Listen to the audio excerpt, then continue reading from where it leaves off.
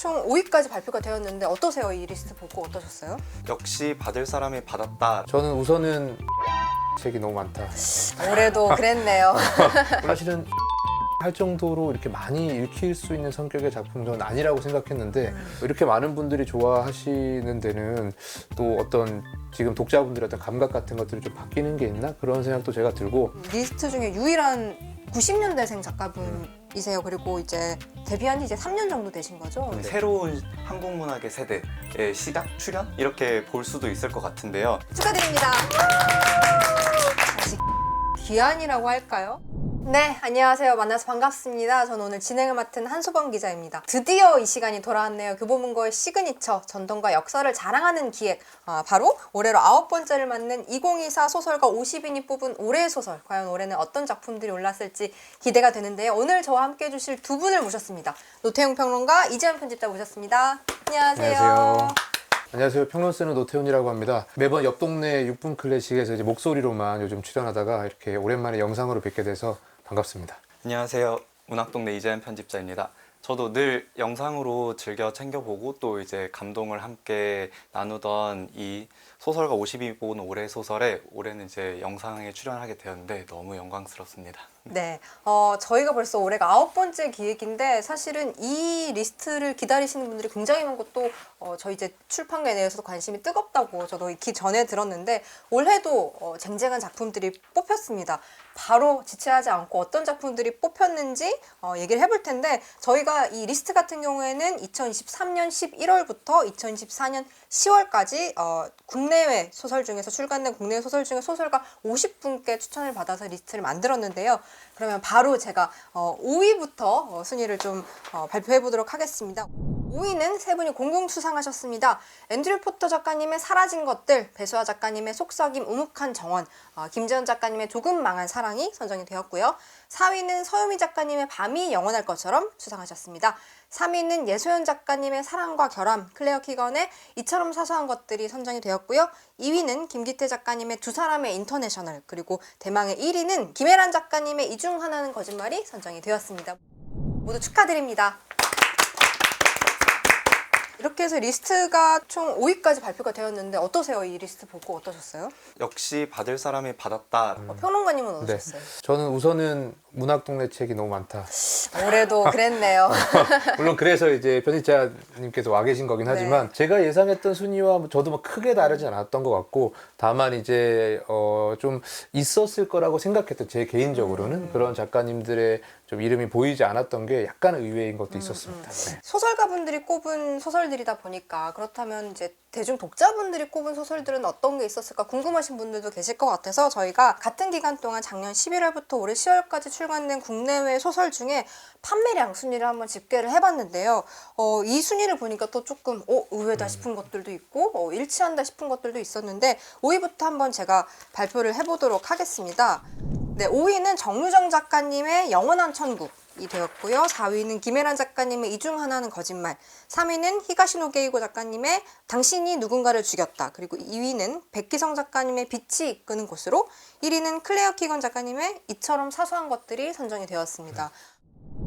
1위부터 5위까지 순위 중에 저희 이제 소설가 분들이 꼽은 리스트와 겹치는 것들도 있고 또 전혀 이제 예상 못했던 작품들도 있는데 좀 어떠셨어요, 보고? 저는 우선은 뭐 정유정 작가님도 그렇고 히가시노 게이고도 그렇고 이런 이제 좀 장르 계열의 소설 작품들의 독자분들이 많이 이제 호응을 하시는구나. 그런 생각을 좀 했었고 또 되게 의외였던 건 1위가 이제 클레어 키건 작가님의 작품인데 그렇죠. 사실은 1위를 할 정도로 이렇게 많이 읽힐 수 있는 성격의 작품은 저는 아니라고 생각했는데 저에게는 좀 나름의 어떤 뭐 흥미로운 어떤 일이었습니다. 편집자님 보시기에는 이 대중이 사랑한 소설가들이 사랑한 소설 사이에는 좀 어떤 차이점 같은 게 있다고 보시나요? 저는 이걸 보면서 책이 독자들을 만나는 경로가 또 되게 다양해지고 있다는 생각도 들어요. 그러니까 저희가 일반적으로 되게 전통적인 루트라고 할 수 있는 뭐 서점이라든지 이런 곳에서 만나는 것뿐만 아니라 SNS 마케팅 또는 SNS에서 바이럴 되는 그런 것들을 또 독자분들이 굉장히 민감하게 그걸 받아들이고 있구나 그런 생각이 좀 들었습니다. 네, 사실 아마 2위에 선정된 백희성 작가님의 빛이 이끄는 곳으로는 저도 SNS에서 이 책 읽었다라는 리뷰를 좀 많이 본 것 같은데 그런 리뷰를 볼 때는 이게 또 우리가 독자분들이 흥미로워하는 것과 이제 소설가분들이 흥미로워하는 것과 또 이런 차이점이 있을 수도 있구나라는 생각이 좀 들기도 했고요. 그럼 이제 본격적으로 저희가 소설가가 뽑은 올해의 소설 1위부터 5위까지 작품에 대해서 얘기를 한번 나눠보면 좋을 것 같은데 5위 작품부터 얘기를 한번 해보겠습니다. 랭크된 도서가 총 3권입니다. 앤드류 포터의 사라진 것들, 배수아의 속삭임 우묵한 정원, 그리고 김지연의 조금 망한 사랑, 이렇게 3권이 5위에 랭크가 되었는데 앤드류 포터의 이제 사라진 것들을 조금 제가 소개를 해보자면 사실은 작가의 전작인 빛과 물질에 관한 이론이 국내에서 굉장히 큰 사랑을 받았었잖아요. 그래서 네. 이 작가님에 대한 관심이 좀 국내에서 높은 상황에서 15년 만에 출간된 두 번째 장편 소설인데요. 제목에서 보면 알 수 있듯이 이제 사라진 것들, 여러 가지 단편들이 모여있는 책인데 시간이 흐르면서 우리에게 한때 존재했지만 사라진 것들, 뭐 청춘이라던가 젊음이라던가 예술이라던가 이런 것들을 하나하나 들여다보면서 조금 회한이랄까요? 쓸쓸함이랄까요? 그런 것들을 담담하게 서술해 나가는 작품인데 오랜만에 앤드류 포터 작가님의 책을 만나 뵙게 돼서 저도 독자로서 반가웠고 기뻐하시는 분들이 좀 많이 계셨던 것 같아요. 이어서 이제 2권의 책을 얘기를 해보면 좋을 것 같은데 이 두 작품에 대한 소개를 좀 해주세요. 네, 우선 배수아 작가님의 속삭임 우묵한 정원, 이 책이 이제 공동 5위로 랭크가 되었는데요. 이 소설은 소설이라는 장르에 대해 어떤 인위도 규범도 거부하는 배수아 작가님의 신작 장편 소설입니다. 이 소설을 요약한다면 어릴 적 하숙집에서 함께 지냈던 MJ라는 사람에게서 편지가 오고 여행을 떠나려던 내가 그 사람이 어떤 사람이었는지 생각하다 생각의 가지가 무한대로 뻗어나가는 것이거든요. 장편 소설이라면 의뢰 처음부터 제시될 법한 인물, 배경, 전사 등의 설정 배치 없이 마치 한 개인의 긴 역사를 담은 일기장의 중간을 펼쳐서 거기서부터 읽어내려가는 듯한 기분이 들어요. 이야기가 갑자기 끊긴다거나 다른 맥락이 덧붙여지는 동안 그저 약간 저 또한 녹아드는 심정이 좀 들더라고요. 근데 그래서 이 소설을 어떻게 해야 읽어야 되는지 그걸 좀 궁금해하시는 독자분들이 좀 계실 것 같아요. 근데 저는 이 소설을 읽으면서 어떤 이치를 따지려 들기보다는 문장 하나, 단어 하나에 감격하면서 젖어들 때 그때 솟아나는 자유로움과 아름다움이 있다, 이렇게 말씀드리고 싶습니다. 젖어든다는 표현을 써주셨는데 딱 네. 적합한 배수아 작가님의 책을 읽기에 되게 적합한 독해법이라는 생각이 드네요. 하나의 줄거리로 요약을 하는 걸로는 다 설명이 되지 않는 네. 그 젖어드는 느낌을 이 책을 읽으면서 느껴보시면 좋을 것 같아요. 네. 또 이어서 김지연 작가님 책을 소개를 해주신다면요. 김지연 작가님의 조금 망한 사랑, 두 번째 소설집이 공동 5위에 랭크가 되었습니다. 이 소설에 대해 이야기를 하자면 사회생활을 야심차게 시작해서 나아가다가 내 탓이든 남의 탓이든 꼭 한 번은 거꾸러지게 돼 있잖아요. 그 상황과 인물의 묘사가 너무 핍진해서 읽는 저도 왠지 이입이 돼서 찡해지고 말았던 기억이 있습니다. 저는 특히 이 소설에서 좋아하는 마음 없이라는 소설을 꼭 좀 추천해드리고 싶었는데요. 이 소설을 이제 읽어보셨겠지만 이 마지막 문단이 진짜 너무 좋습니다.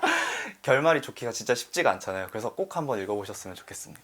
이 제목이 참 많은 것들을 함축하고 있다는 생각이 드는데 사랑인데 망한 사랑입니다. 하지만 크게 망하진 않고 조금 망한 사랑이라는 데서 이 작가님이 어떤 이야기들을 풀어낸 작가인지가 조금 짐작이 되는 것 같아요. 김지연 작가님의 작품을 아직 만나보지 못하신 분들이면 이번 기회에 한번 조금 망한 사랑으로 한번 만나보셔도 좋을 것 같다는 생각이 듭니다. 4위 작품에 대해서 또 저희가 얘기를 해볼 텐데요. 4위에는 서유미 작가님의 밤이 영원할 것처럼 작품이 랭크가 되었습니다. 이 작품은 좀 어떤 작품인지 노태훈 평론가님 소개를 해주시죠. 네, 4위를 차지한 소설은 서유미 작가님의 밤이 영원할 것처럼이라는 소설집입니다. 서유미 작가님은 2007년부터 활동을 시작하셔서 중견 작가에 속하시는 분이라고도 할 수 있겠고 그동안 꽤 많은 장단편 가리지 않고 소설을 내신 분인데요. 이번 소설집이 작가분들의 어떤 호응을 많이 받았던 이유는 제 생각에는 이 아주 사소한 사건들, 정말 작은 어떤 사건으로부터 시작해서 그 사건으로부터 어떤 불안이라든지 균열이라든지 끝내는 파국으로까지 이어지는 그런 어떤 감각 같은 것들을 굉장히 날카롭게 여러 작품들에 써내신 측면이 있는 것 같고요. 특히 이제 표제작인 밤이 영원할 것처럼 같은 경우에는 이 주인공이 이제 발목을 갑자기 접질리는 사고로부터 시작이 되는데 사실은 그거는 하나의 어떤 전조 증상이고 이후로부터 자기 자리를 뺏기고 점점 이렇게 뭔가 주류에서 밀려나는 어떤 이야기가 나오거든요. 그런 어떤 방식의 이야기가 좀 흥미로운 어떤 전개라고 많은 작가분들이 느끼셨던 것 같고 특히 이제 이 소설집 전반에 이제 밤이라는 상징이 굉장히 중요하게 작용을 합니다. 이 밤이 가져다주는 어떤 좀 양가적인 의미가 있잖아요. 막 포근하고 따뜻하고 뭐 안정된 그런 조용한 이런 이미지도 있지만 굉장히 불안하고 공포스럽고 막 막막하고 이런 어떤 대비되는 두 가지의 이미지가 소설 전반에 흐르고 있어서 여러 단편들이 모여있는 소설집이지만 한 권의 책으로서의 완성도를 봤을 때 굉장히 구성력이 높다고 작가분들이 좀 보신 게 아닌가 그런 생각이 듭니다. 저도 이 책을 의도한 건 아니지만 공교롭게 밤에 읽었는데 네. 정말로 요거는 환한 대낮보다도 조용해지고 고요해진 밤에 읽으면 이 소설의 맛이랄까요? 네. 그런 걸 조금 더 잘 느끼실 수 있다는 생각이 또 들기도 하네요. 이어서 저희가 바로 3위 작품부터 또 소개를 해볼 텐데요. 3위는 이제 공동 3위가 랭크가 되었습니다. 이처럼 사소한 것들, 클레어 키건 작가의 작품과 여소연 작가님의 사랑과 결함이 선정이 되었는데 클레어 키건 같은 경우에는 소설가 50 리스트에 올랐었던 작가이기도 해요. 맡겨진 소녀라는 작품이 이제 또 국내에서 엄청 화제가 됐었고 그거에 이어지는 인기가 또 이 작품으로까지 이어진 게 아닌가 싶은데 24년 동안 활동하시면서 4권밖에 내지 않았습니다. 네. 이건 무슨 뜻이냐면 독자 입장에서 한 권을 읽고 나면 이제 남은 책이 2권, 1권 이렇게 줄어든다라는 뜻인데 그만큼 정말 아껴 읽게 되는 작품이었었던 것 같거든요.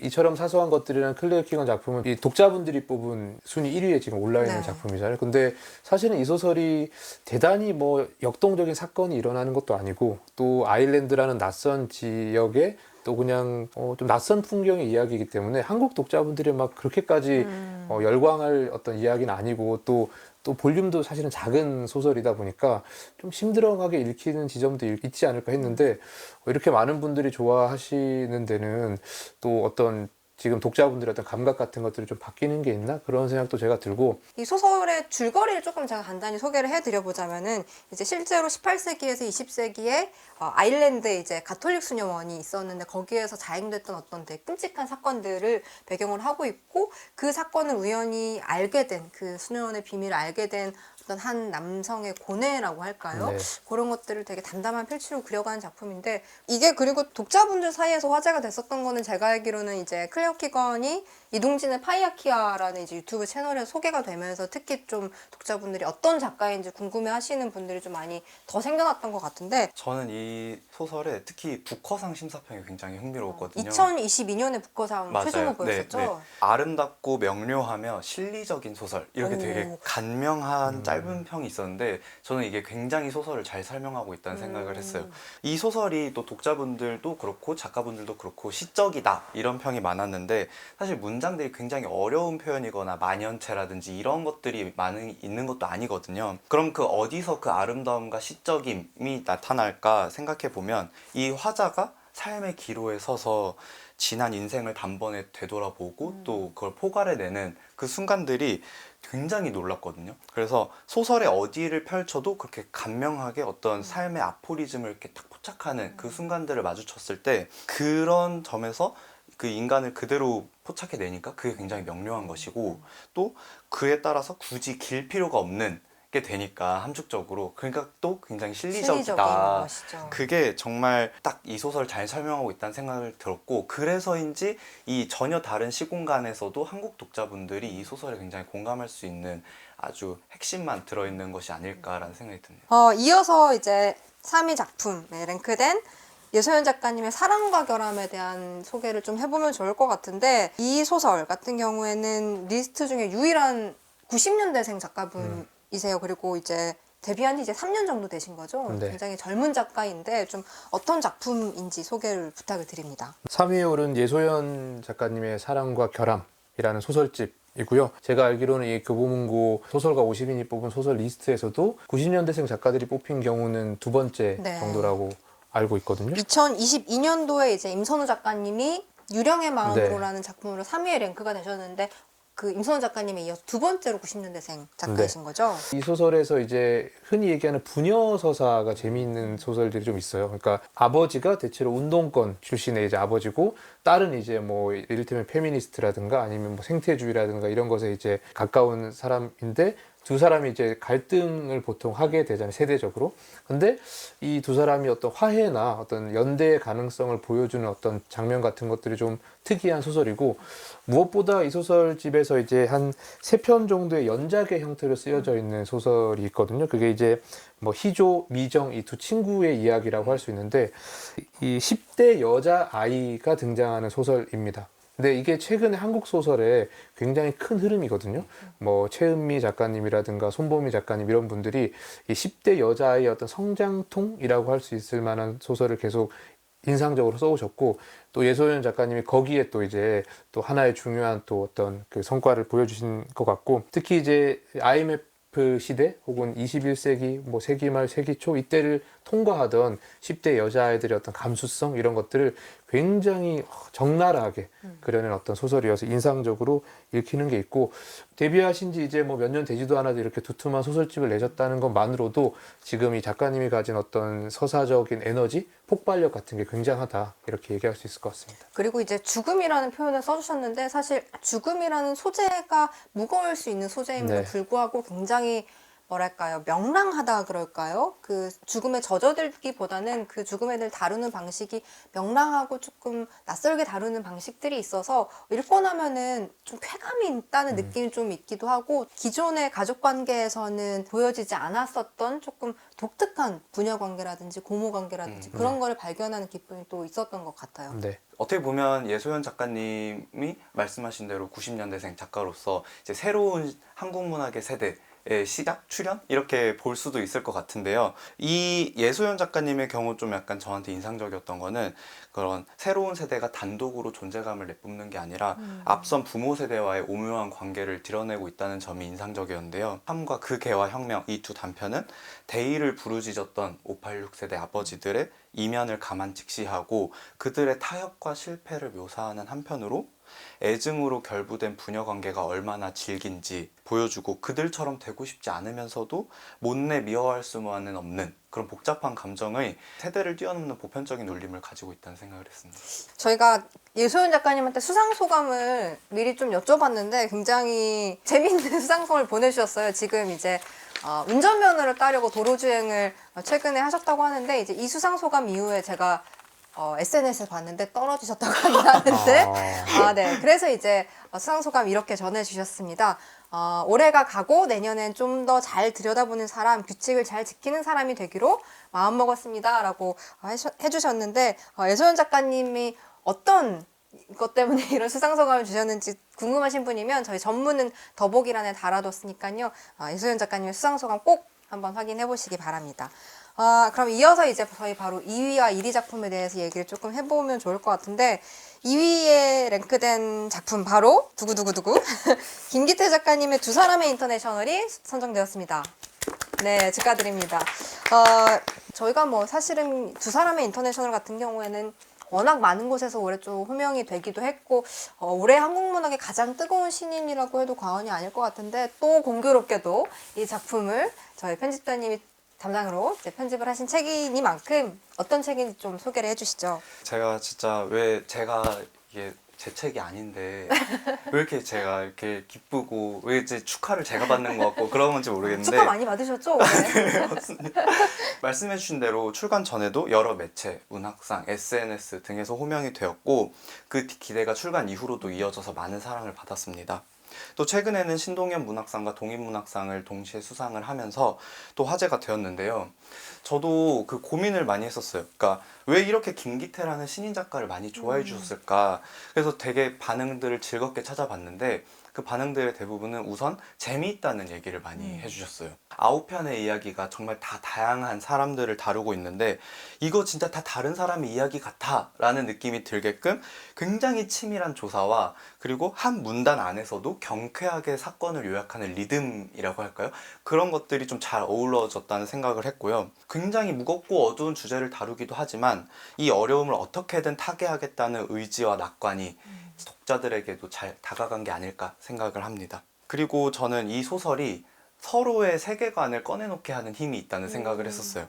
그러니까 이를테면 이 두 사람의 인터내셔널 표제작 또는 이 책 전체를 두고 좌파 소설이다 또는 약간 아, 뭐 그렇진 않아. 전혀 정반대다. 이렇게 얘기를 하시는 분이 굉장히 다양하게 이제 각축전을 벌였는데, 저도 이제 이런 것에 대해서 친구들과 같이 참여하고 이야기를 나누고 그랬는데, 어떻게 보면 각자 가지고 있는 세상을 바꾸려면 소설 혹은 우리가 어떻게 해야 된다.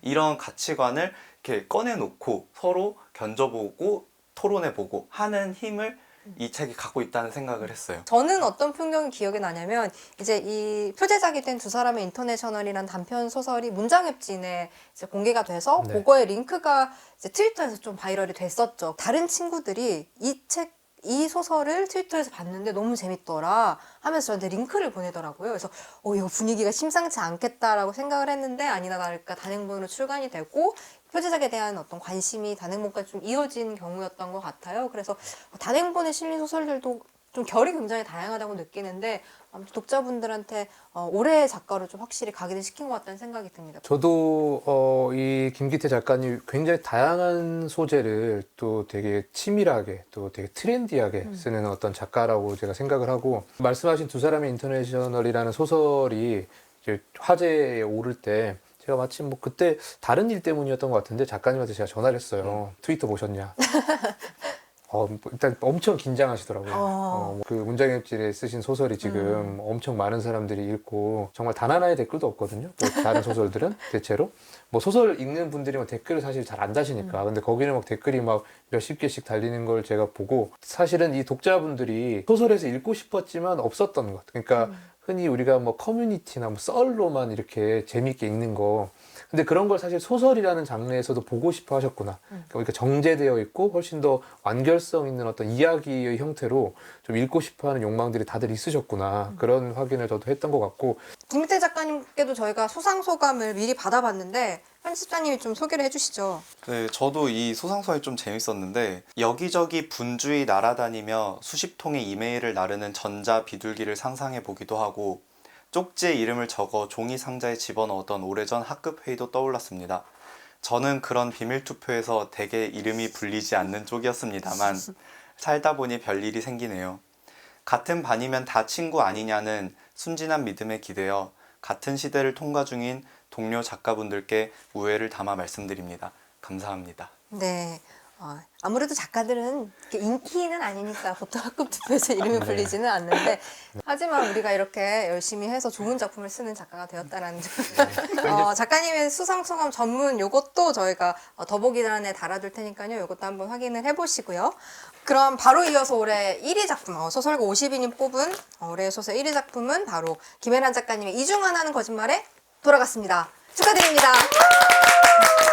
2017년에 한번 수상하신 이후에 이제 재탈환이라고 할까요? 다시 김혜란의 귀환이라고 할까요? 화려하게 이제 새 소설로 독자분들과 만나게 되셨는데, 이게 무려 13년 만에 장편 소설이니만큼 정말 많은 독자분들이 기다리셨을 것 같고, 아마 동료 작가분들도 정말 오래 기다리셨을 것 같아요. 그래서 아마 많은 분들이 이제 보셨겠지만 잠깐 뭐 짧게 이야기에 대한 소개를 해드리자면, 이 중 하나는 거짓말이라는 소설의 제목은 이제 이 소설에 등장하는 자기소개 게임이라고 할까요? 요거에서 나온 건데요. 이제 새 학기에 자기소개를 할 때 5문장을 말하는데 그 중에 한 가지는 무조건 거짓말을 섞어서 해야 된다는 룰이 있는 자기소개 방식입니다. 그래서 이 자기소개 방식을 통해서 이제 소설에는 새 아이가 등장을 하는데, 이 새 아이의 각자의 비밀과 거짓말 같은 것들을 교차하면서 서로에게 영향을 주고받는 그런 과정을 그리는 청소년들이 등장하는 소설이라고 할 수 있겠는데, 저도 이 소설 정말 뭉클하게 좀 읽었었던 것 같은데 어떻게 읽으셨는지 좀 평론가님이 얘기를 해주세요. 매우 오랜만에 이렇게 장편 소설로 돌아오신 거여서 일단은 반갑고 기대하는 마음이 컸었고, 대체로 저 같은 세대는 이제 좀 김혜란 작가님과 같이 커왔다는 느낌 같은 게 있어서 20대 이제 힘든 어떤 청년 얘기를 하다가 30, 40대 이제 어떤 이 진입한 사람들 얘기로 넘어올 때 어떤 이 공감과 이입 같은 게 있었는데, 이번에는 뭘까 했는데 이 청소년 인물들이 등장하는 소설이어서 좀 새롭다 이런 생각을 우선 했었고, 두근두근 내 인생이 너무 빨리 나이 들어버린 아이에 대한 이야기였다면, 이제 그 문제의식의 연장선상에서 김혜란 작가님은 우리에게 익숙하고 또 우리가 의문을 가지지 않았던 성장서사의 의문을 표하고 있잖아요. 그 의문을 저 또한 10분 마음에 들이고 공감하게 되는 것은 어쩌면 김혜란의 인물들이 이 속세 사정을 너무 잘 알아버린 그런 사람이라서일지도 모르겠다는 생각을 했어요. 그러니까 이를테면 사람의 내면에 있는 악함이 있잖아요. 나도 모르게 순간순간 떠오르는 악한 말이나 타인에 대한 평, 스스로를 속이는 기만이라든지 아니면 이제 부조리한 양가 감정 같은 것들이 이 소설에 또 너무 이렇게 잘 들어가 있어요. 그러니까 그런 것들이 문득문득 읽다가 마주치면 때 저를 이제 또 콕 찌르는 거죠. 그런데 그걸 또 깨닫고 나는 내가 생각하는 나는 그런 사람이 아니었는데 이렇게 또 인물과 같이 저도 놀라게 되는 그런 순간들이 있는데 그 비감이랄까요? 그거를 김혜란만큼 또 잘 짚어내는 작가가 없다는 생각을 해요. 그런데 또 놀라운 점은 그런 인물들이 모여서 만들어내는 소설적 비약 같은 게 있어서 서사적 비약이라고 해도 좋을 텐데 제 마음 그대로로 옮겨놓은 같던 인물들이 모여서 어디론가 제가 전혀 상상하지 못했던 그 무언가를 이루거나 또 그쪽으로 가는 걸 보면 저는 뭔가 위안을 많이 받게 되는 것 같아요. 비감이라는 표현을 써주셨는데 저는 그게 딱 들어맞는 생각이 드는 게 김혜란 작가님의 인물들은 슬픔을 아는 인물들이에요. 근데 그 비애를 갖고서도 더 나은 삶을 꿈꿔보려고 하는 인물들의 의지 같은 것들이 보이게 돼서 세상의 슬픔을 모르지 않는데도 불구하고 더 희망을 꿈꿔보려고 하는 그 인물들의 어떤 분투 같은 것에서 읽고 나면은 나도 더 좋은 사람이 되고 싶게 하는 마음 같은 게 조금 남는다고 할까요? 그런 마음을 불러일으키는 작가님이 아닌가 하는 생각이 들기도 합니다. 김혜란 작가님한테 저희가 수상 소감을 미리 여쭤봤는데요. 이번 소설을 쓰며 어느 때보다 동료들 생각이 자주 났습니다. 그런 동료들에게 응원을 받아 무척 기쁩니다.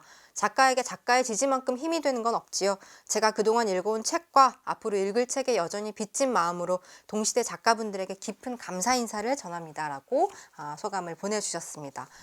네, 이렇게 해서 저희가 이제 소설가 50인이 뽑은 올해 소설 리스트를 이제 5위부터 1위까지 한번 소개를 해봤는데요. 사실은 올해 문학계, 출판계는 너무 큰 빅 이벤트가 있어서 저희가 하반기엔 진짜 정신없이 좀 보냈던 것 같은데 하반기엔 저희가 한강 작가님의 노벨문학상 수상이라는 정말 대사건이 있지 않았습니까? 다시 한번 저희가 아무튼 기쁜 마음을 말할 때마다 생기는데 그때 이제 또 당시의 풍경이 기억나실 것 같아요. 그 수상 발표되던 당시에 회사로 다시 출근을 하셨었죠. 그렇죠. 그러니까 이게 또 저희가 그날 퇴근할 때도 한강 작가님이 혹시 받을 게 있긴 그렇게 생각을 했지만 네. 이제 각자의 일이 있어서 갔다가 8시에 그걸 보고 후다닥 파주로 달려갔던 기억이 있습니다. 한강 작가님이 언젠가 노벨문학상을 받으실 것이다라는 내심의 생각들은 하고 있었던 것 같아요. 왜냐면 북커상, 메디치상 이렇게 해가지고 쭉 수상의 어떤 과정들을 밟아오셨기 때문에 노벨문학상 수상자가 한국에서 나온 다음에 한강 작가님일 것이고 멀지 않은 미래일 것이라는 얘기를 했는데 그게 올해가 될 줄은 사실 저도 정말 몰랐거든요. 왜냐면 워낙에 이제 보통 노벨상 수상자의 연령보다 낮기 때문에 한 10년 안에는 받지 않으실까 생각했는데 올해 이제 그 날이 왔는데 기억나서 어떻게 생각하세요? 그날의 풍경이.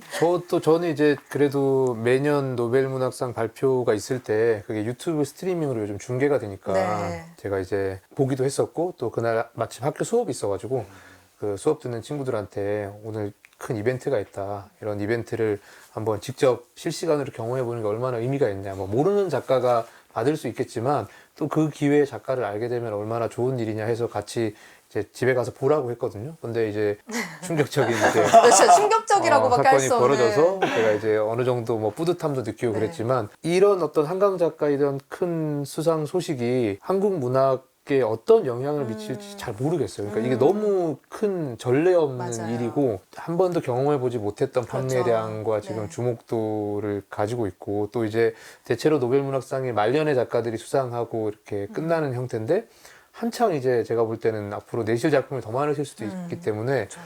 기대되기도 하고 궁금하기도 하고 그러니까 처음에는 너무 어안이벙벙했었던 상태였는데 지금 이제 몇 달 좀 지난 상황에서 모두가 하는 얘기는 어떻게 하면 한강 작가님의 작품으로 처음 문학에 진입한 독자가 책을 계속 읽고 싶게 만들 것인가라는 이제 과제가 저희에게 다음에 주어진 과제라는 생각이 또 들기도 하는데 그런 점에서 볼 때 이제 올해 또 다른 키워드 중에 하나가 텍스트 힙.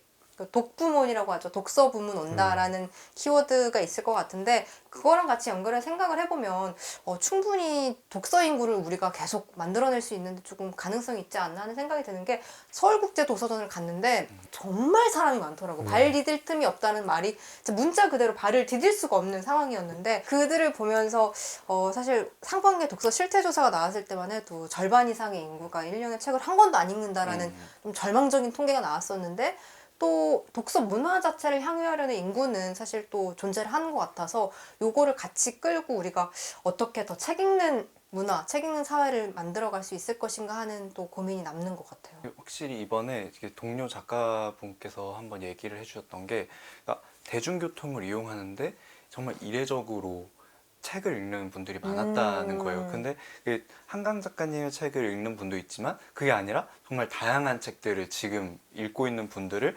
체감이 되도록 느낄 수 있었다는 얘기를 하시는 거죠. 그래서 또 저희도 되게 고민이 많죠. 어떻게 또 독자들에게 더 다가갈 것인가. 그래서 말씀해 주신 대로 도서전에서도 저희가 굉장히 심혈을 기울여서 준비를 하거나 또 아니면 도서전 외에도 팝업 스토어 같은 것들을 운영을 하면서 다양한 체험 활동, 그래서 어떻게든 텍스트가 가닿기만 하면 분명 좋아할 것이다 라는 믿음을 저희는 가지고 있습니다. 좋은 작품이 또 워낙에 많이 있기 때문에 이제 필요한 거는 이 수많은 작품 중에 어떤 것을 골라 읽을 것인가에 대한 고민이 이제 아마 따라오게 될 텐데 그럴 때 참고하면 좋을 것이 바로 소설가 50인이 뽑은 올해 리스트 같은 이런 작품들을 한번 작가분들이 추천한 책들은 어떤 게 있는지 한번 살펴보시면서 책을 한번 읽어볼까 하는 마음이 드셨다면 이런 다양한 수상 작품집이나 리스트라던가 이런 걸 참조해서 책 읽는 풍성한 연말을 보내시면 좋지 않을까 하는 생각이 듭니다. 50인 리스트에 대한 총평을 하면서 저희가 오늘 시간을 좀 마무리해보면 좋을 것 같은데 어떠셨어요? 작가분들이 선정한 작품이니까 사실 일반 독자분들이 선정한 것과 좀 다를 가능성도 있잖아요. 근데 그럴 때 이제 창작자와 이 독자 간의 거리가 사실은 멀면 멀수록 사실 독서 시장이라는 게 원활하게 이렇게 이루어지지 않을 텐데 제가 이번에 확인했던 건 작가분들이 느끼는 좋은 작품과 또 독자분들이 생각했을 때 이게 좋은 작품이라는 것의 거리가 생각보다는 가깝다는 걸 느꼈고 그러면 이제 아까 저희가 얘기했던 좀 독서 시장이라든지 또 문학을 좀 향유하는 사람들이 늘어날 가능성이 높지 않을까 그런 기대감을 좀 갖게 하는 리스트였던 것 같고 또 이 리스트를 통해서 좀 낯선 작가나 낯선 작품들을 혹시 확인하게 되시면 이 기회에 또 그런 책들도 찾아 읽어보실 수 있는 계기가 되니까 좀 더 하여튼 많은 문학적 경험을 많은 분들이 하셨으면 좋겠습니다. 새로운 세대에 대한 기대감이 포함이 되어 있고 한국 문학의 중심을 가진 분들도 또한 이 리스트에 있고 독자분들이 주목하고 있는 것들을 또 역시 소설가 분들도 주목하고 있다. 그래서 서로 굉장히 이 상호작용을 하고 있다라는 그 현장감을 좀 느낄 수 있었습니다. 네, 소설가 50인이 뽑은 올해 소설 저희가 5위부터 1위까지 살펴봤는데요. 영상 더보기란에 들어가시면 이벤트 페이지가 있습니다. 거기 들어가시면 5개 순위 말고 전체 어떤 작가님들이 어떤 소설을 꼽았는지 전체를 볼 수 있으니까요. 그것도 한번 확인해 보시면 좋을 것 같고요. 저희는 내년에도 다시 찾아오도록 하겠습니다. 저는 한소범이었고요. 노태훈이었습니다. 이재현이었습니다. 네, 감사합니다.